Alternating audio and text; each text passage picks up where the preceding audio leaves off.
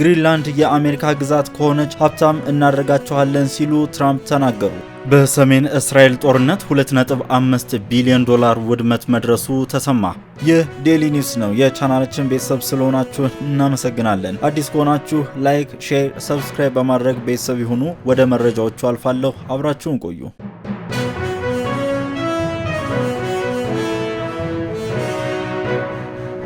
በሰሜን እስራኤል ጦርነት 2.5 ቢሊዮን ዶላር ውድመት መድረሱ ተሰማ።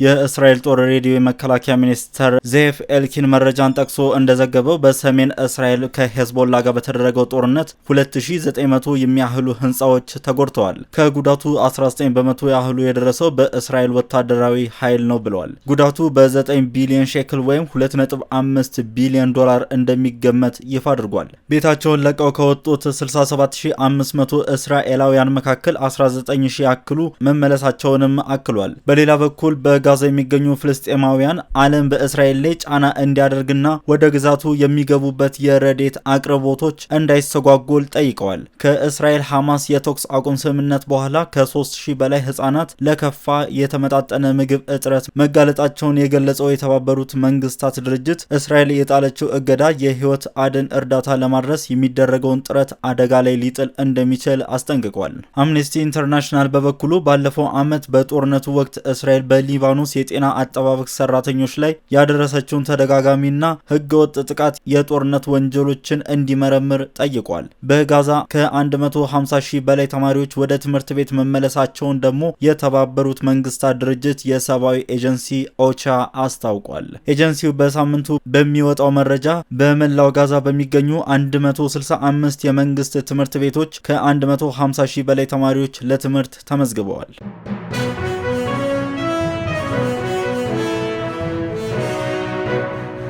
የአውሮፓ ህብረት የሩሲያን ነዳጅ መግዛት አቆማለሁ በሚል ያስቀመጠውን ውሳኔ አራዘመ። የአውሮፓ ህብረት በሩሲያ ነዳጅ ላይ ማዕቀብ የጣለ ቢሆንም በርካታ ሀገራት አሁንም ከሞስኮ ነዳጅ ይሸምታሉ። የአውሮፓ ህብረት የሩሲያ ነዳጅ መግዛት አቆማለሁ በሚል ያስቀመጠውን ውሳኔ ሲያራዝም ከ3 ዓመት በፊት ከሩሲያ ለ2 ሳምንት የሚቆይ ልዩ ዘመቻ በሚል ወታደሮቿን ወደ ዩክሬን መላኳን ተከትሎ ነበር በአውሮፓ ጦርነት የተቀሰቀሰው። ሶስተኛው ዓመቱን በቅርቡ የሚደፍነው ይህ ጦርነት እንዲቆም የኔቶ አባል ሀገራት በሩሲያ ላይ ከ20 ሺህ በላይ ማዕቀቦችን ጥለዋል። ከነዚህ ማዕቀቦቹ መካከል ሩሲያ ነዳጇን እንዳትሸጥ ከዓለም ገበያ ማገድ የሚለውን አንዱ ሲሆን የአውሮፓ ህብረት የነዳጅ ፍላጎቱን 40 በመቶ ከሩሲያ ሲገዛ ነበር። በጦርነቱ ምክንያት ከ2027 ጀምሮ ሙሉ ለሙሉ የሩሲያን ነዳጅ ላለመግዛት እቅድ አስቀምጦ የነበረ ሲሆን ህብረቱ ይህንን እቅዱን ማራዘሙን ሮይተርስ ዘግቧል። ይሁንና ህብረቱ ከሩሲያ የሚገዛውን ነዳጅ ሙሉ ለሙሉ ለማቆም የወሰነበትን ጊዜ ለምን ያክል ጊዜ እንዳራዘመ ከመጥቀስ ተቆጥቧል።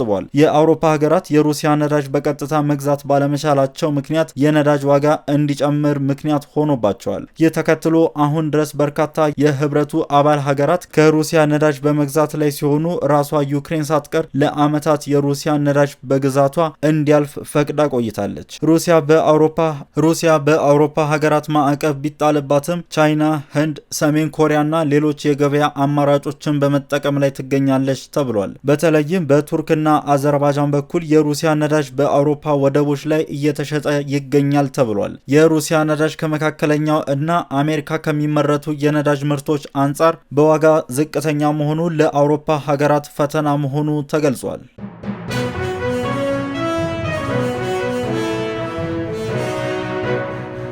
ግሪንላንድ የአሜሪካ ግዛት ከሆነች ሀብታም እናደርጋቸዋለን ሲሉ ትራምፕ ተናገሩ።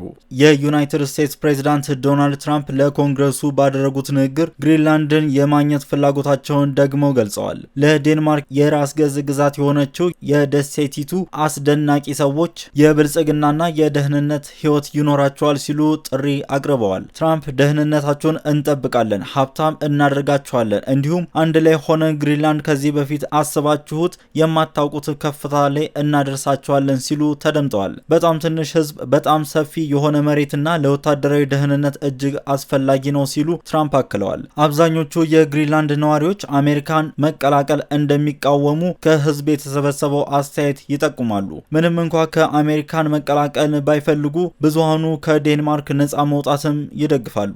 ትራምፕ ሁለተኛ የፕሬዝዳንትነት ዘመናቸውን ከመጀመራቸው በፊት ግሪንላንድን የአሜሪካ አካል ለማድረግ ተስፋ እንዳላቸው ተናግረው የነበረ ቢሆንም የሰሜን አትላንቲክ ጦር ቃል ኪዳን ድርጅት ወይም ኔቶ አጋር የሆነችው ዴንማርክ ግሪንላንድ ለሽያጭ አትቀርብም ሲሉ አክለዋል። የግሪንላንድ ስልታዊ አቀማመጥና የበለጸገ የማዕድን ሀብቷ አሜሪካን ሊጠቅሙ ይችላሉ፣ እንዲሁም ከአውሮፓ ወደ ሰሜን አሜሪካ በጣም አጭሩ መንገድ ትሆናለች በሚል በዋሽንግተን አስተዳደር በኩል ተመራጭ ሆኗል።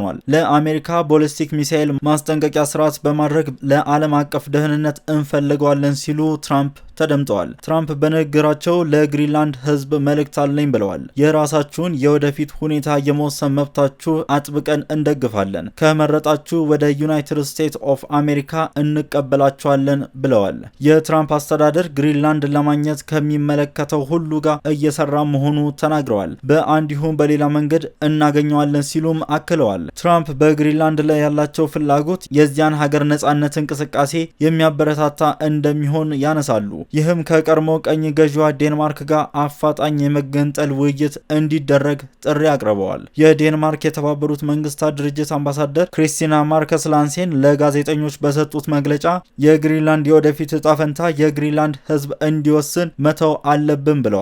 ነጻነት ይቻላል፣ እንዲሁም የራስ ዕድል በራስ መወሰን መብት አላቸው ሲሉም አክለዋል። ይህ ዴሊ ኒውስ ነው። የቻናላችን ቤተሰብ ስለሆናችሁ እናመሰግናለን። አዲስ ከሆናችሁ ሰብስክራይብ፣ ነባር ከሆናችሁ ላይክ፣ ሼር፣ ኮሜንት እንድታረጉ በአክብሮት እየጋበዝኩ ቸር ጊዜ ለእናንተ